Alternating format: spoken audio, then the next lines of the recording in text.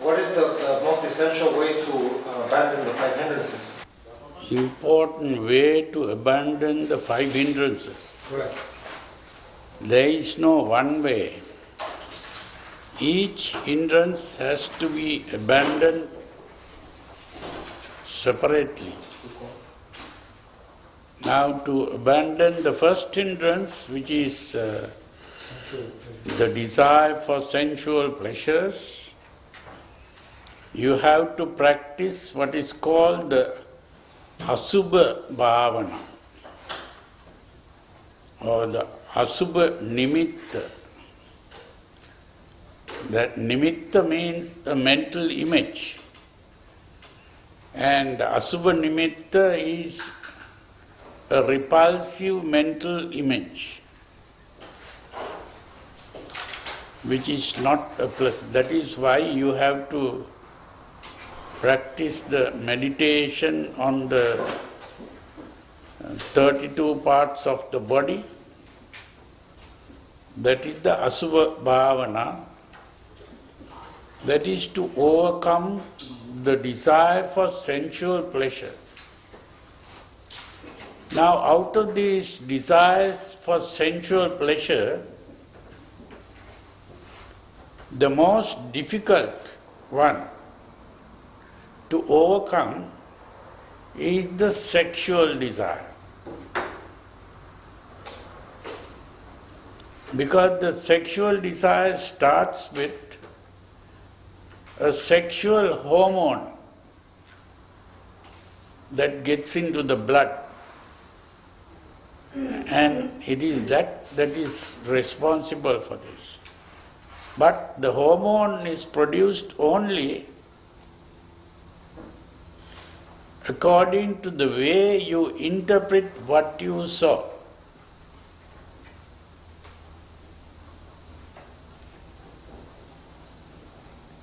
So you can interpret what you saw or heard or smelt or tasted or touched. So it is from this sensory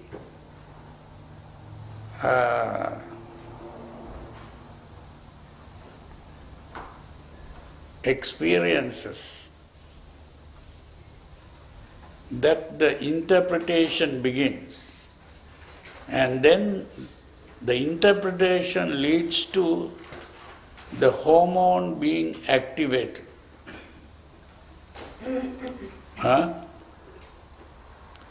So that is how the emotion is aroused. So if you begin to look at the body, it is really this sexual thing starts when you are a baby. As a baby, you begin to experience the sight, the smell, the sound and all those things of the mother. And the mother is seen as the body. It's the body of the mother. And it is that begins the sexual thing. But at the beginning it doesn't come as sexual, it is just coming as sensual. But later, as the body begins to grow, the sensual begins to become sexual.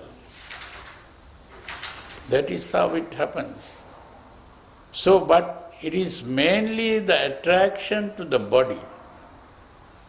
And so, instead of looking at the external part of the body, like the skin or the shape of the body, you begin to look at the internal part of the body, what is inside the body, as if you have taken the skin off and you are looking at what is going on inside. That is the meditation. and you begin to think and reflect on the organs inside the body, and the organs are not so attractive. And so that desire for the body disappears.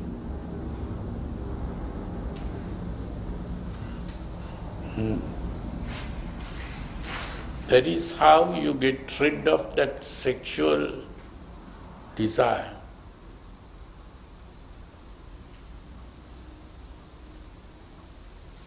So, then the hormone is not activated.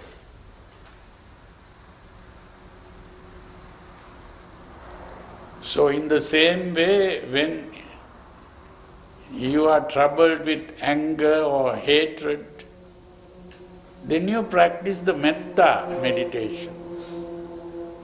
May all beings be well and happy. Now that is how each of the hindrances, you have to practice that opposite image. That is how you overcome the hindrances. You can't just overcome the hindrances by looking at the breath or concentrating on the breath. That is all nonsense. You see, meditation is not concentrating on the breath. You have to practice different kinds of meditation, especially 5 kinds of meditation, because there are 5 hindrances. For the 5 hindrances, you have to practice 5 kinds of meditation.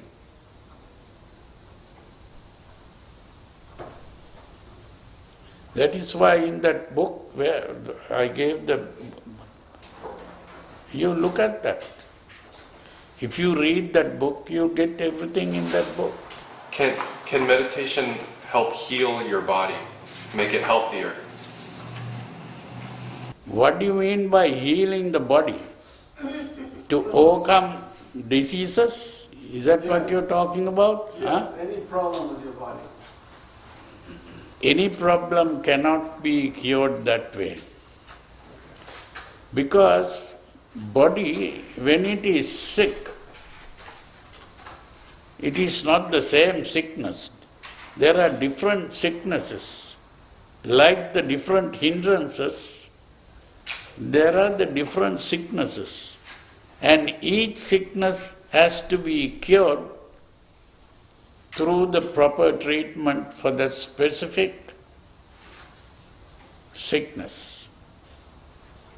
You can't have what in Sinhalese we call the kokata taile.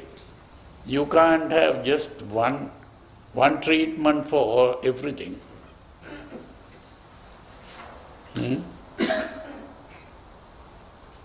If you study medicine, you will know that.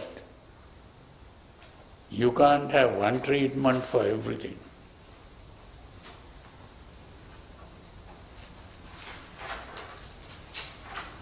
You know, the very interesting thing, I think I have to tell you this. These Buddhists, not only in Sri Lanka, even in Burma, Thailand, and other Buddhist countries, they have heard in the sutras. Now a certain monk was sick, and so the Buddha says, what the Buddha does is, he reminds the monk of his meditation. Understand? If he was practicing some kind of meditation, the Buddha reminds that meditation, and the sickness is cured.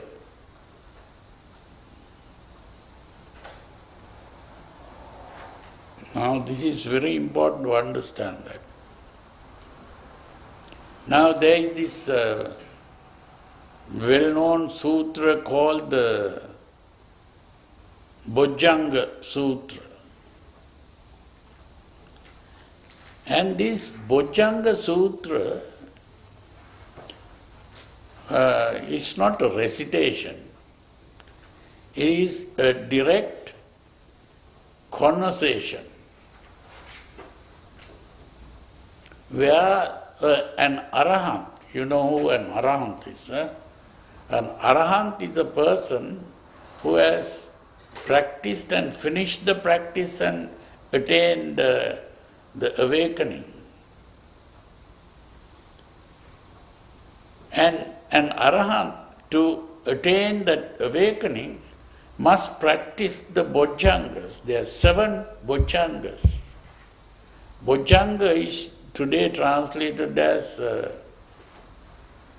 Factor of enlightenment? limbs of Factors of enlightenment. 7 factors of 7 factors of enlightenment. But those are not 7 factors. These are 7 steps in the process of awakening. Not even enlightenment, that is wrong. Awakening. 7 steps in the process of awakening. So every arahant has to go through those 7 steps. So this is simply the 7 steps that every arahant goes through. You understand? And now when the arahant is sick, the mind is not very powerful because the body is not powerful. The mind is also not powerful. But the Buddha reminds the arahant of the meditation he did, which is the steps in the process of awakening. When that happens, the mind becomes powerful. And when the mind becomes powerful, it can deal with the sickness. That is the power of the mind over the body.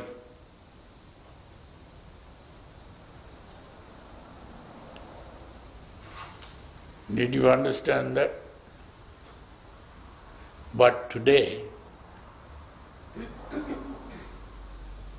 when someone is sick, the monks go and chant that sutra and imagine that that person will be cured. So they are thinking that this sutra has some magical power to cure sickness.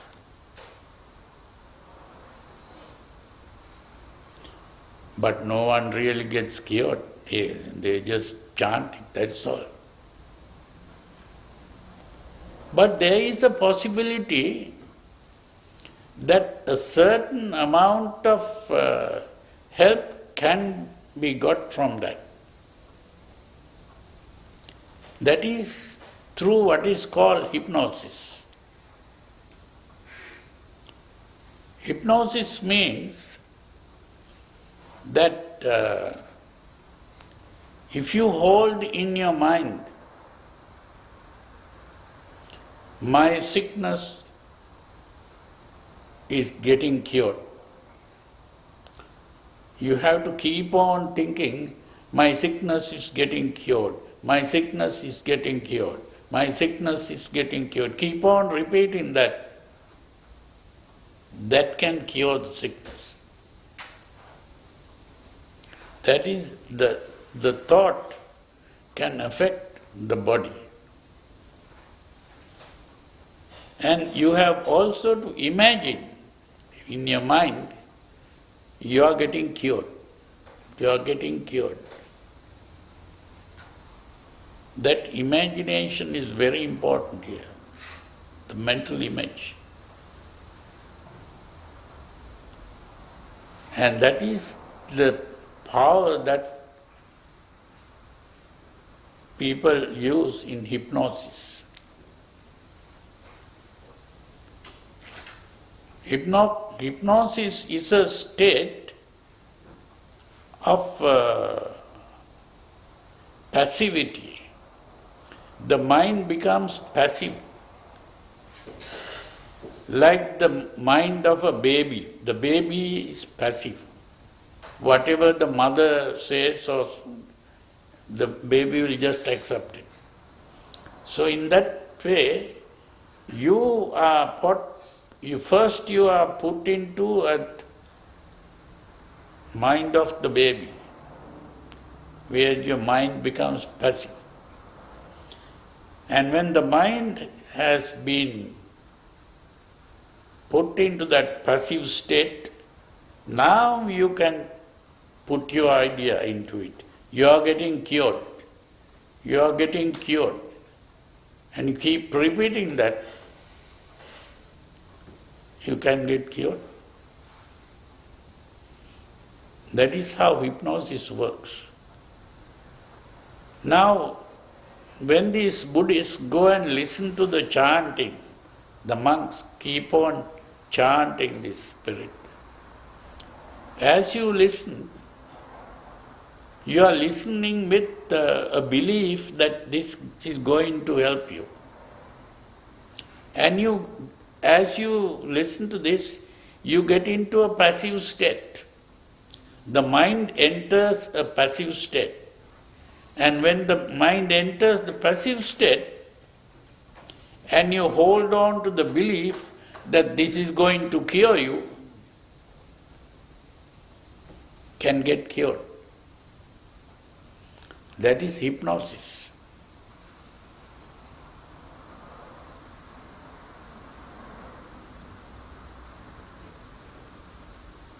You understand?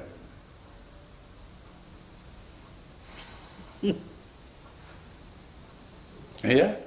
Has hypnosis been practiced by many people from around the world? What's that? Has hypnosis been practiced by many people across the world and for many times? Or for many years? Because like the Christians, for example, they pray and sometimes they say... Yeah, that also produces the hypnotic state. So most religions and all kinds of worships and rituals and things like that, all those things have a hypnotic effect, according to the believer.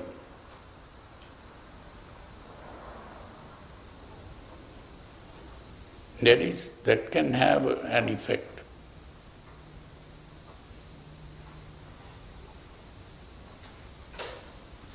But other than that, there is no magical powers.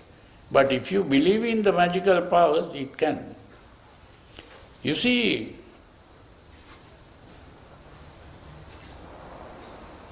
when I was in Malaysia,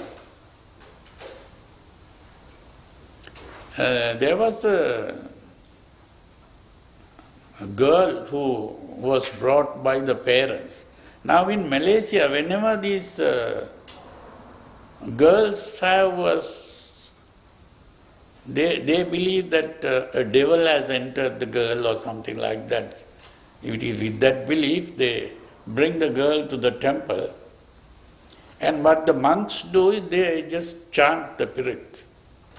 And they believe that when the monks chant, it has some power and the devil goes away. But in actual fact, there is no devil here. The fact is there is no devil. But they believe that there is a devil. You understand? So if they believe, if you go and tell them oh, don't believe in this devil, it's not true and all that, they won't accept it. They won't accept it. Now if I say, okay, I am very powerful, I can chase that devil away, then they believe that. You see, they think the monks have powers. So if you say, yeah, I only have to just put my hand over your head and the devil will go away. The devil goes. It's very simple. So if they believe in certain things, then you can use that belief to get rid of the devil. You know, what I was going to say was, a certain girl was brought by the father and mother, both came, and somehow the monks chanted spirits, but it didn't work. This girl had shivering like this. The girl is shivering. So someone told them they should bring the girl to me. So they brought the girl to me. I said, now I am not only a monk, but I am also, I know the secret behind this whole thing. So I said, okay, come. So I took her into a room where there were tables like this. So I put her on the table. Without her knowledge, she entered the hypnotic state. She didn't know that I put her into the hypnotic state. I just said, relax, just relax your body. So when she relaxed, she got into that passive state, you see. So once she's in the passive state, it's only a matter of saying, all your sickness disappears. And all the problems are gone. And the shivering stopped. So I took her to the parents and said, now the problem is gone. If there is anything more, you should bring back again. They never brought the girl back again. I suppose it was all finished. That's how it works. Those days, before I became a monk, I was working in a hospital, and then also they bring girls with the same problem. A lot of girls having these problems. That is, so one day they brought a girl. They said this girl was just lying on the bed and for about a week, lying on the bed for a week. And they did all kinds of magical ceremonies. She was not cured.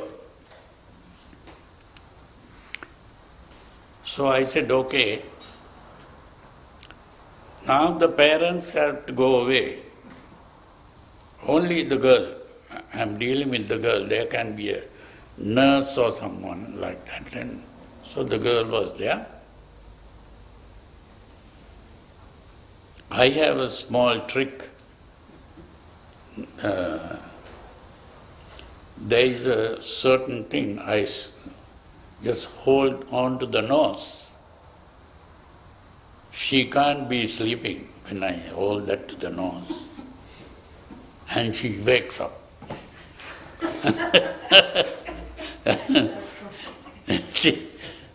Once she wakes up, I said, huh? She's awakened? What's that? Well, the smell, yeah. It's a medicine, yeah. So, when she wakes up, I said, okay, now you are okay now. Your sickness is gone, finished. And I give her something to drink. And just some water or some other thing to drink. And then, now you are cured, you just come out of the bed and stand. So she stands.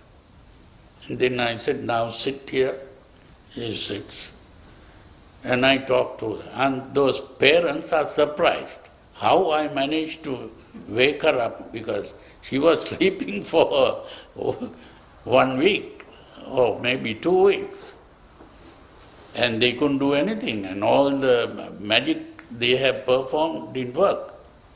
So here I just wake up, and in a minute or two I have taken her out. So one day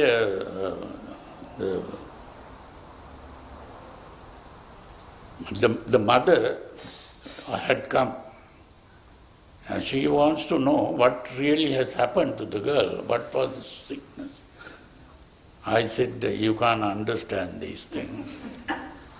If I explain, she might get it back. But the thing is, she has some problems. The problem is that she is in love with someone. And the parents are not allowing her to meet this boyfriend or something. Those in Sri Lanka, the custom is different, you see. Now here, of course, the boy can come and take the girl out and do whatever they want and come back, you see. But that is not allowed in Sri Lanka. So this mother says, no, my daughter is very good. We don't even allow her to go alone to school, and someone always takes her to school.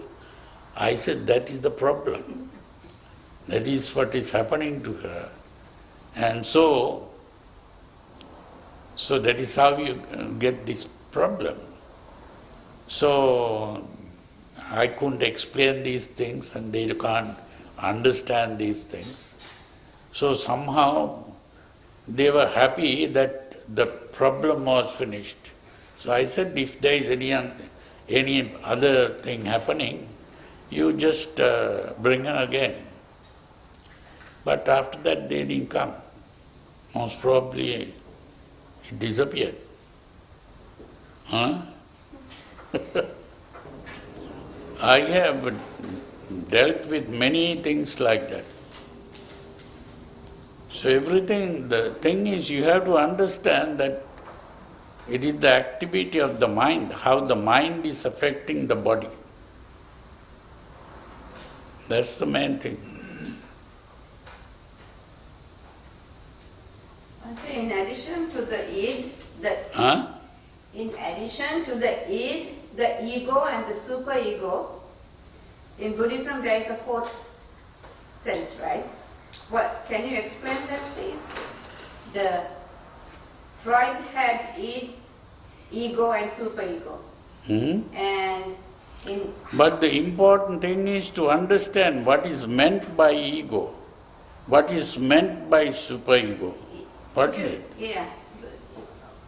Without understanding that, if you just take that word and then imagine that there is a real ego there, then it is all nonsense.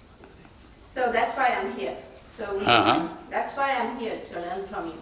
So would you mind? The id represents the emotions.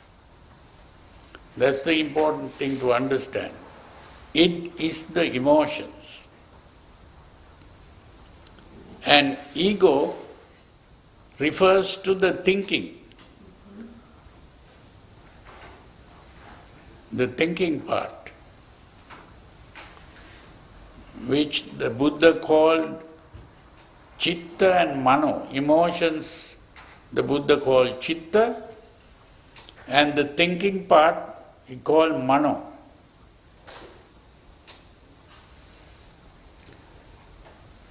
Now, what Freud called the superego is not another ego. Now, when a mother or father or whoever is looking after the child, small child, now children do all kinds of things which should not be done. So the mother teaches, oh, don't do that, that's not good. Now if the child goes and touches the candle flame or something like that, can burn the fingers, the child doesn't know that.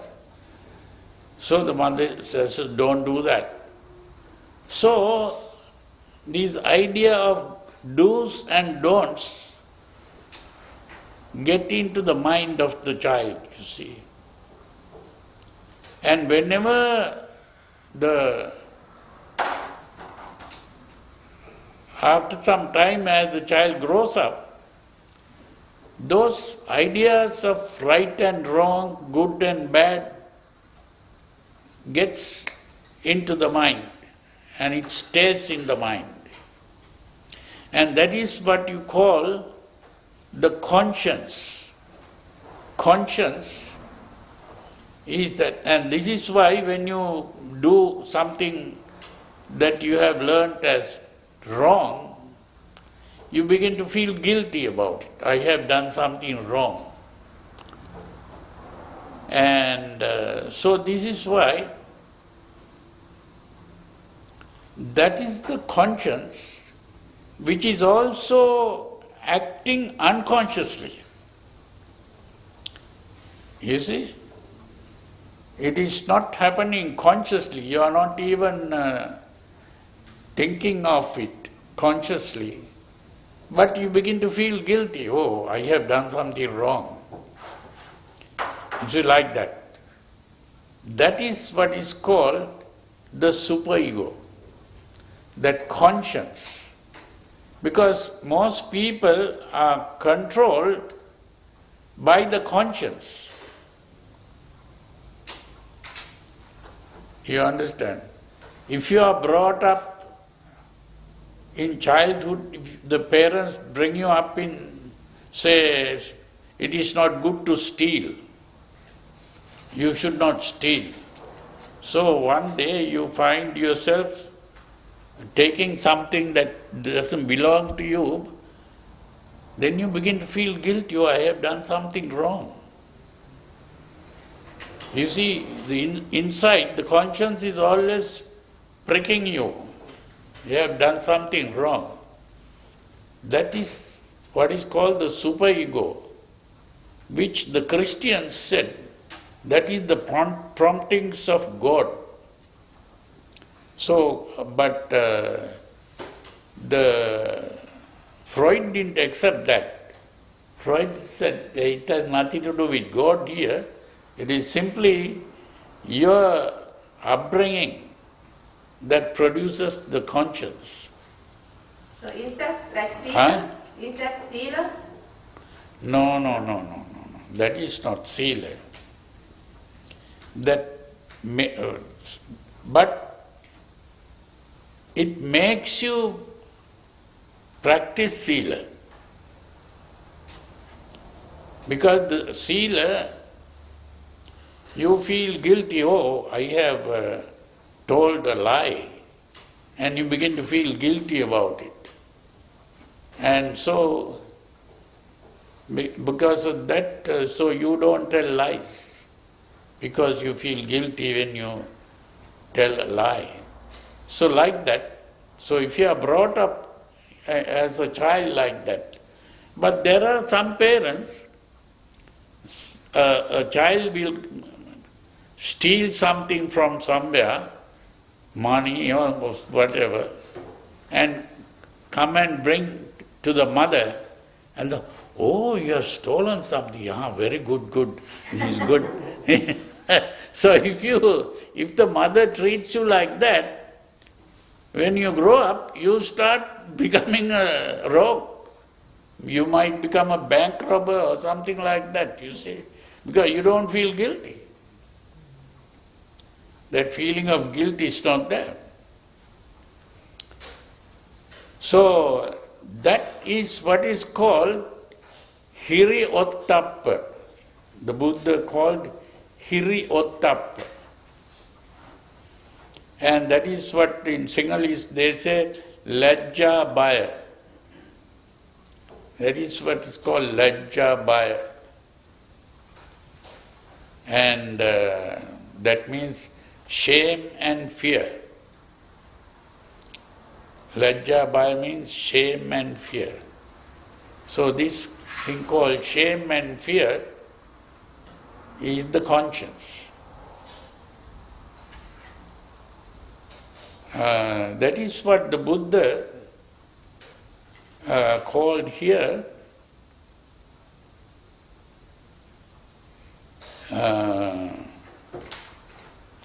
what was the word? The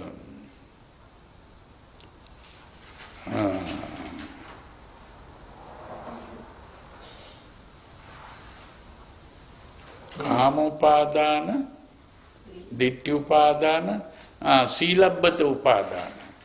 That there the Silabbata really was referring to that same thing, Lajja Baya. That is the Silabbata.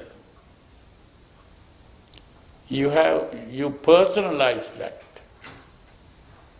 This is, personalized means you say this is mine. My shame and fear is mine. I feel ashamed of doing this, or I am frightened of doing this. That shame and fear, that is the Silabbata Upadana. And the other one is the Attavada Upadana. Attavada means believing in the self, the idea of self, or the sense of self. So whenever you have a desire, with the desire comes the idea of self. I have this desire. I desire. When you hate something, I hate this. The I is always there. That is the Attavada.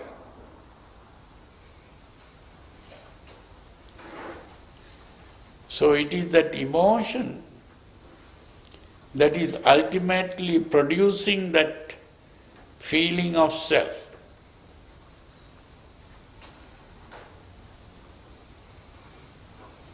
Those are the four things, but Freud didn't look at it that way. Because Freud identified the thinking part as the self. That is why he called it the ego. The thinking part was called the ego. And even the conscience was called the superego.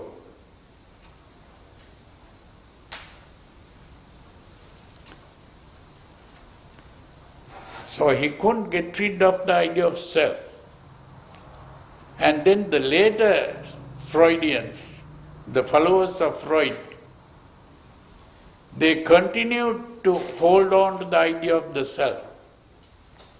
And for them, psychotherapy is they saw it as a feeling of inferiority which was brought by Adler. So the later Freudians began to follow Adler. It was Adler who was also a contemporary of Freud, who was like a student of Freud, but he took a different view that all mental problems are based on the feeling of inferiority. And you begin to feel inferior in comparison to others. You always feel weak because, you see, some of these mothers, when they bring up the children, say they bring up a girl and the mother is cooking and the girl comes to cook. Oh, don't, you can't cook, you can't cook. I will do the cooking for you. Or when the girl tries to wash the clothes, oh, no, you can't wash clothes, I will do the washing for you. So if that mother trains that girl in that way, after some time, the girl can't cook, the girl can't wash the clothes, and even say sweeping the floor or something, that is also not allowed. And ultimately that girl, when going out as an adult, all the other people can cook and I can't cook. And all the other people can do all the other things, I can't. I don't know, I am helpless. So you begin to feel inferior to the others. I can't do this, others can do it. So that is that inferiority feeling that comes up. So Adler saw that all these neurosis is the result of this feeling of inferiority. And so their method was to somehow make the person feel not necessarily superior to others, but at least equal to others. So that makes that person sick. That's the real thing.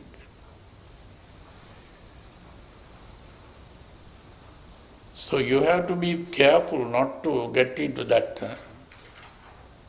Not to be inferior. Huh? Not to think you're inferior or superior. What? Not to think about inferiority or superiority. Yeah. Not to think in terms of inferiority or superiority, but if you have not learned to drive a car, and if you don't have a license to drive, you can always learn to drive, and then you'll have the license and you'll be able to drive. So it is a thing like that. If you don't know how to type, then you can learn to type. If you don't know how to play a musical instrument, then you can learn that. There are no people who can't do things. Everyone can do. It's a matter of learning. Now, if you have not learned to write properly with your hand, you can learn to write. If your handwriting is not good, you can learn the handwriting. So everything can be learned. So it's a matter of learning. If you can't do mathematics, you can learn to do mathematics. It's like that. So you should not think that I can't do. Every human being can do something. Of course, a blind person can't see.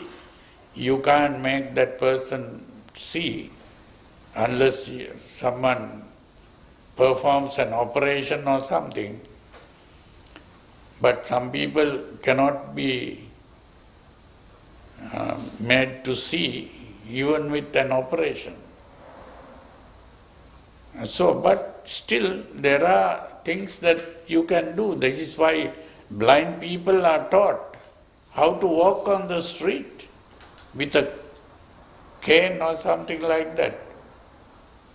And There are, in Malaysia, lot of blind people, they are, I don't know, they are kept in a special place and they are taught all these things.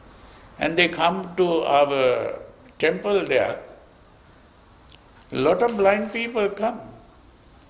And they can do many things that we can't do.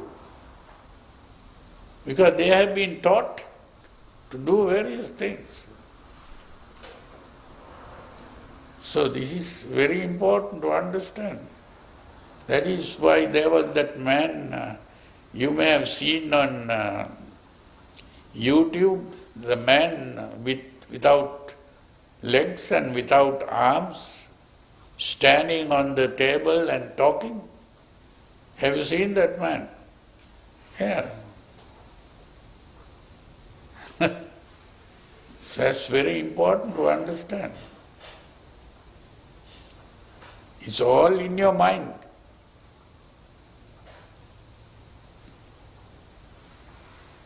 The wisdom I explained yesterday, you see, the mind was calmed down to the point where the mind disappeared.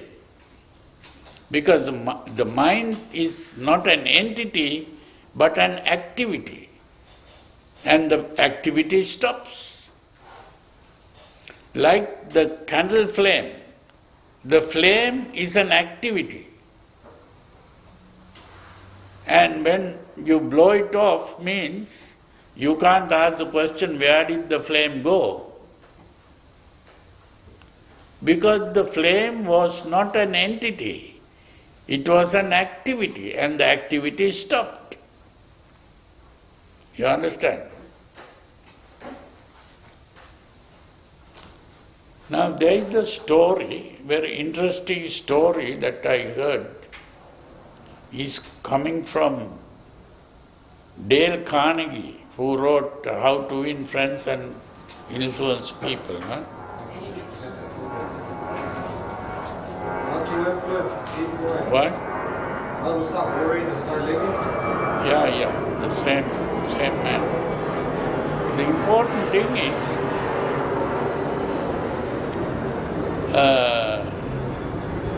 Henry Ford was the person who started the motor vehicle. Huh? So the Ford company was making cars, and they had the company, what was that called?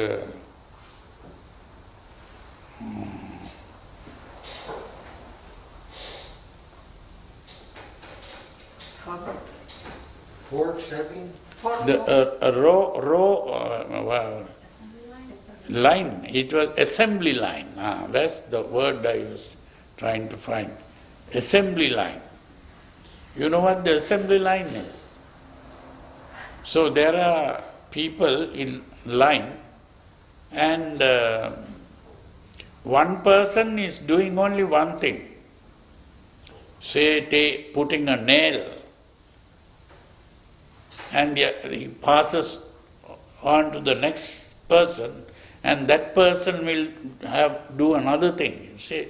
So like that, it goes on at the end, the whole vehicle is made and finished. So they can produce many vehicles in a few hours. Huh? So like that, one man who was working like that, he had learnt everything about making the vehicle, car. So he gets paid, no? So he collected all the money, and ultimately he bought a car. From the same company, he bought the car. And he went home. of his home was, of course, lot of neighbors there. He was not a very rich man, and so one house here, another house here, another house here, like that. So in his house, there was this car, the new car that he bought was just there in front of the house. And the neighbors came and looked. Oh, he has bought a new car. Eh? So the neighbors also, they were very happy that he had brought a car. Next morning, the following morning, people came and looked. The car was not there. The car was in pieces. That whole night this man was taking the car into pieces, you see. So morning they saw the car was in pieces. So then, oh, why is he taking the car out like that?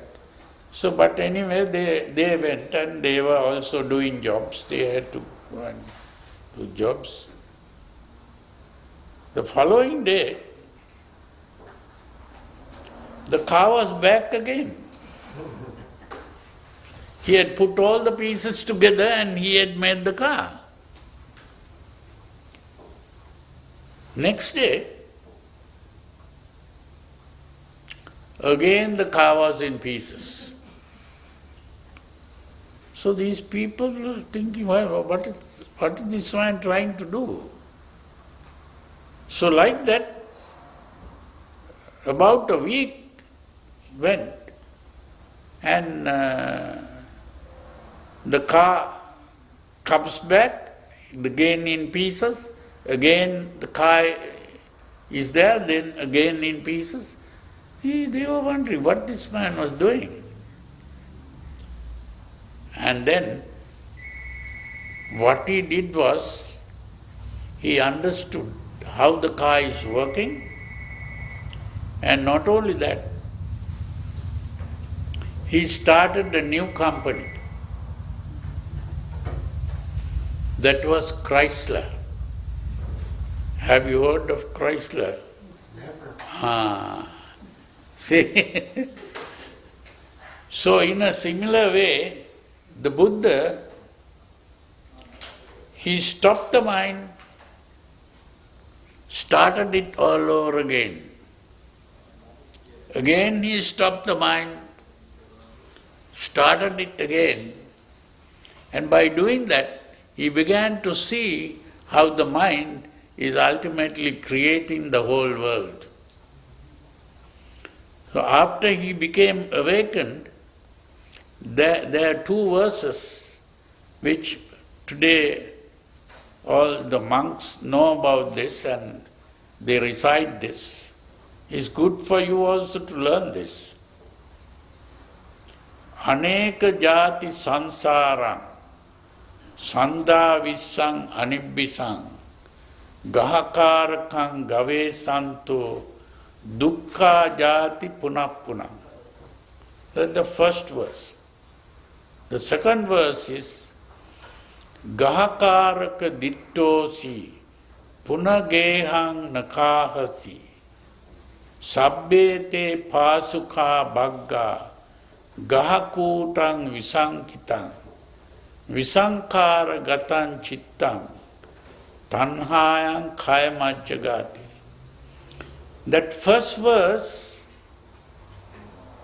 was about his experience before he became awakened. The second verse was his experience after he became awakened. But most people, they recite this verse, they don't know the meaning. Aneka jati sansara means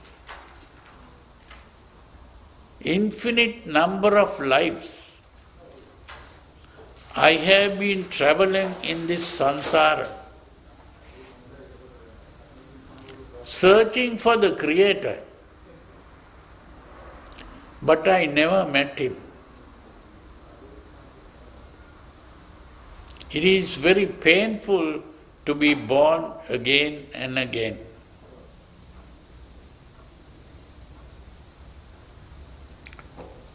That is the meaning of that. But he was searching for the Creator. Why? In order to stop this process. And that is what today people are all the time thinking about. The Buddhists are mainly, they think, if you want to be a Buddhist, you must believe in karma and rebirth and samsara. If you don't believe in this, you are not a Buddhist, they say. So for them, Buddhism is simply believing in karma and rebirth, and then nirvana for them is to stop rebirth.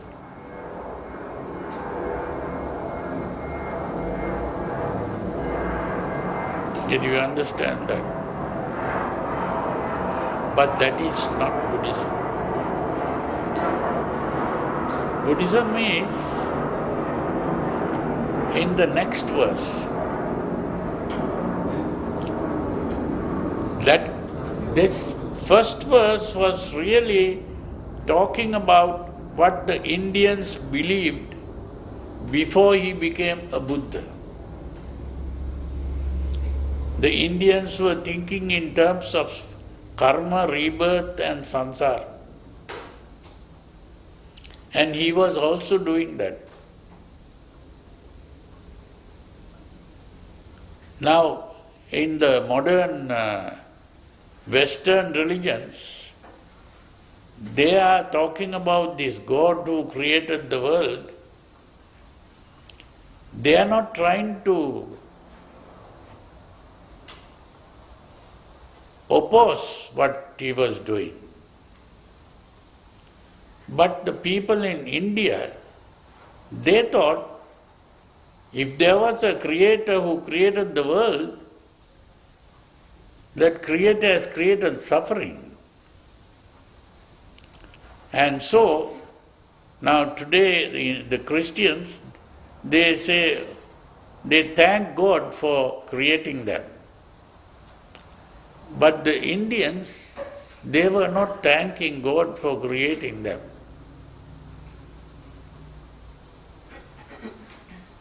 Now, now in the second verse, the Buddha says, Gahakaraka dittosi, I have seen you, Creator.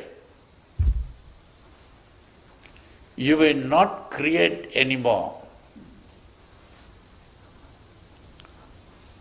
I have broken all your supports, and the entire structure has been broken down. The mind has stopped creating. That emotional urge has ceased.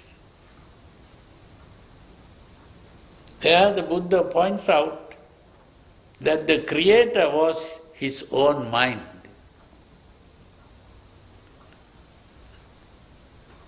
So he has seen the Creator.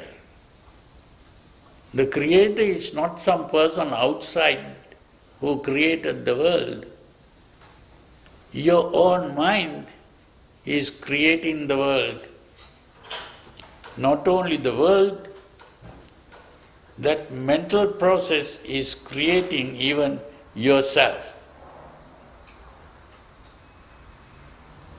That is his awakening from the dream of existence. Because he thought the world exists and I exist in the world. That is not correct.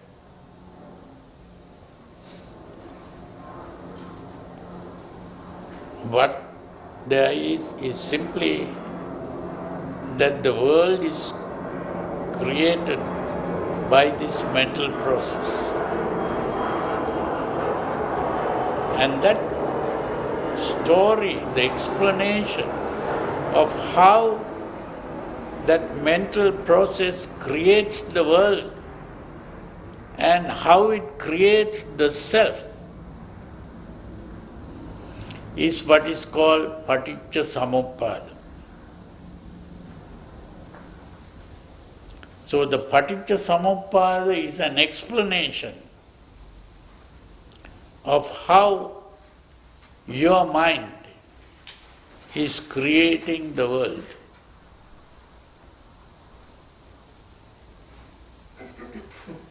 You see, there are two kinds of Buddhism. What is called Sammuti Satya and Paramartha Satya. Sammuti Satya means conventional truth.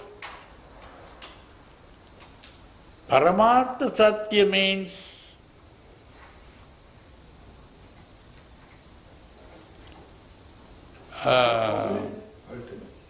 Ultimate truth? ultimate truth, yeah. You can use that word, ultimate truth. Now what that means is, if you think according to the ultimate truth, the conventional truth is false. If you think according to the conventional truth, the ultimate truth is false.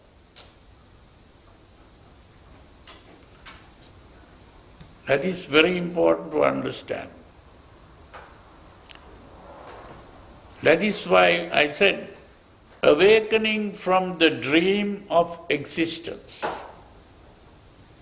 That dream of existence is the conventional truth. Because you are thinking, I exist, the world exists, I am existing in the world.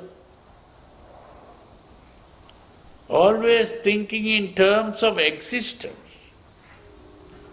And what is existence? You know this new physics called quantum physics? Have you thought about that? These people, physics is the science that is trying to understand the world.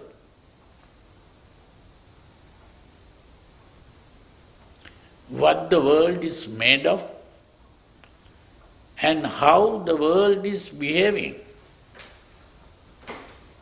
Whatever is happening in the world, to understand how it is happening. You see, there are these two things called chemistry and physics. You know what that is? Chemistry is dealing with matter. There is a thing called matter.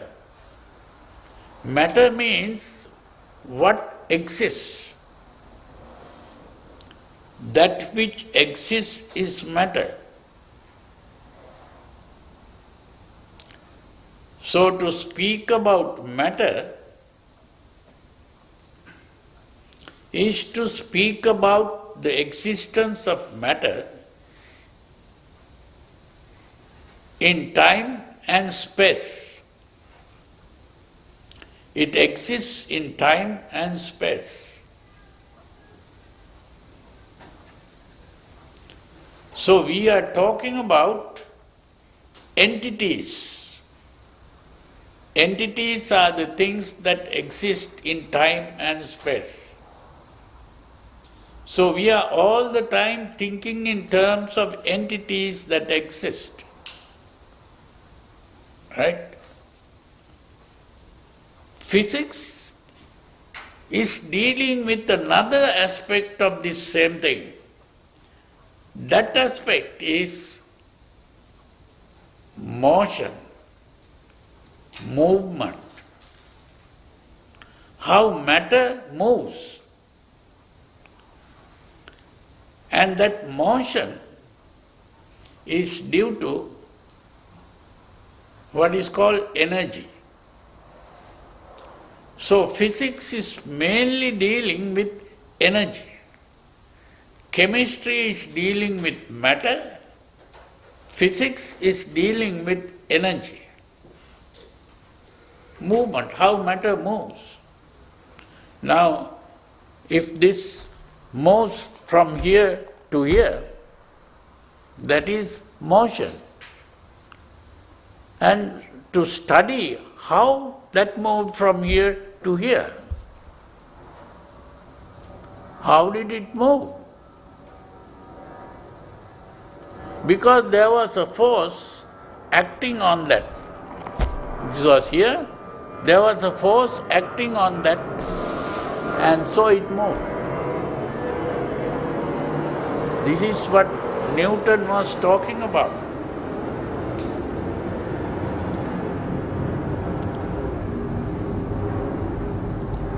And energy is that which moves. So like that, you see. You were mentioning about quantum physics. What? You were mentioning about quantum physics. Yeah. Now when we talk about quantum physics, because these normal physics, they were talking about matter as existing things, existing entities. So they went on breaking matter. They came to the molecule. Then they broke the molecule into atoms. And then they broke the atom also.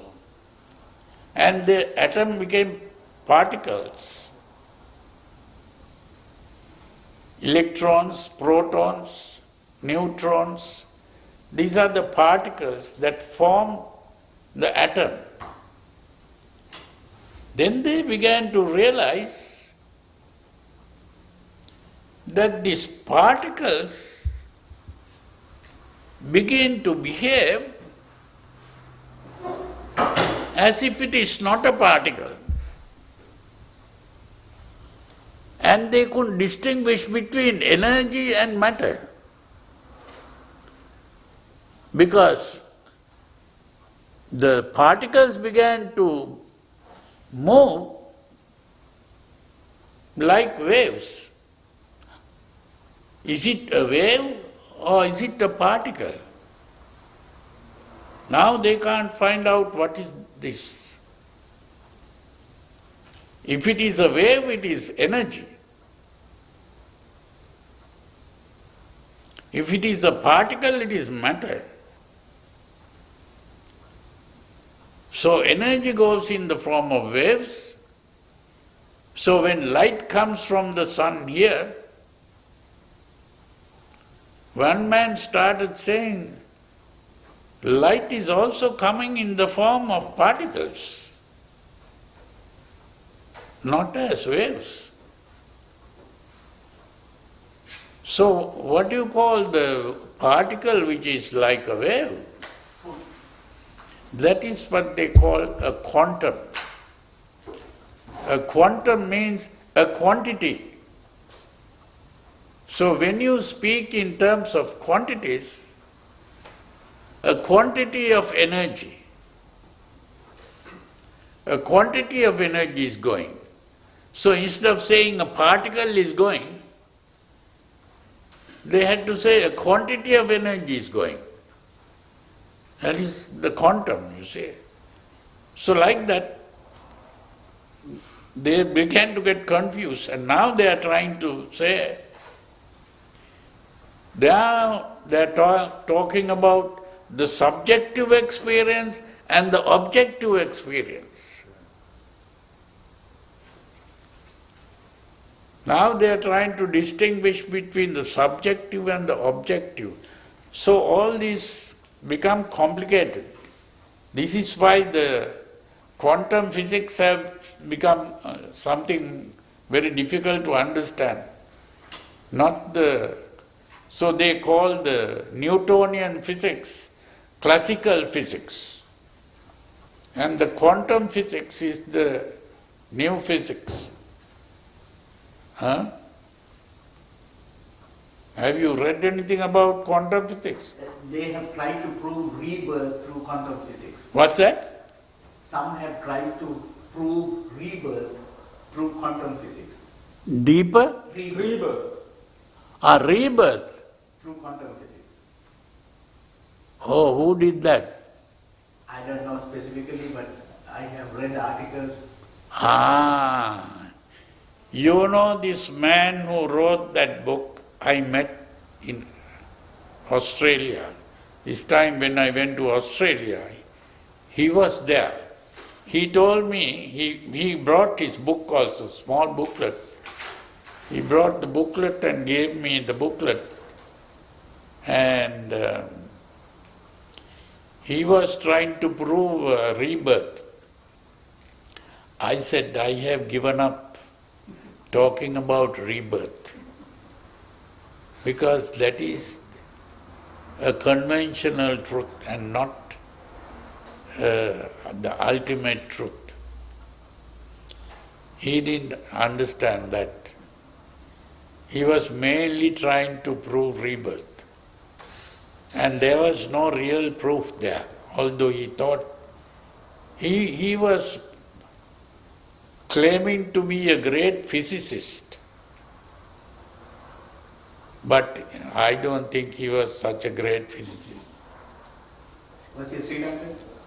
He was a Sri Lankan man Granville who had been teaching in the Sri Lankan university also. Dr. Nalin Silva. Huh? What's that? Dr. Nalin Silva. Maybe Nalinda Silva, yeah. Dharmaratna. What? Granville Dharmaratna. Those are the two prominent Sri Lankans who have written on quantum physics and rebirth. Lalinda Silva is in Sri Lanka. Yes, Granville Dharmaratna is no, he passed. One of those people, I forget his name, so I met him.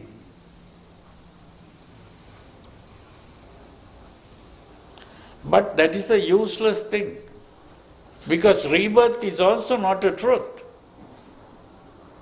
So what is the use of proving it? This is why I said all the Buddhists think that the main thing is rebirth. If you are a Buddhist, you have to believe in rebirth. If you don't believe in rebirth, you are not a Buddhist. That is nonsense. But the thing is, if you want to understand Paticcasamuppada properly, you have to read that and learn, here it is, beyond the horizon of time. Can you explain why Buddhists should not be concerned about rebirth?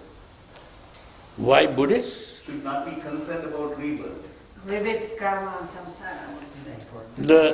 The reason is, They're going to take an eon to explain. you know, there is a sutra called Sabbasava Sutra. The Sabbasava Sutra in the Majjhima Nikaya. That's the first one, no? Not the first one, no. There the Buddha says, the ordinary Putujjana, the person who has not understood the Dhamma, he thinks, did I exist in the past? How did I exist in the past? Will I exist in the future? How will I exist in the future? Am I existing now? How am I existing now? He goes on questioning like this, and ultimately he comes to the conclusion, I exist or I don't exist. And his Sakkaya Ditthi, what I translate as the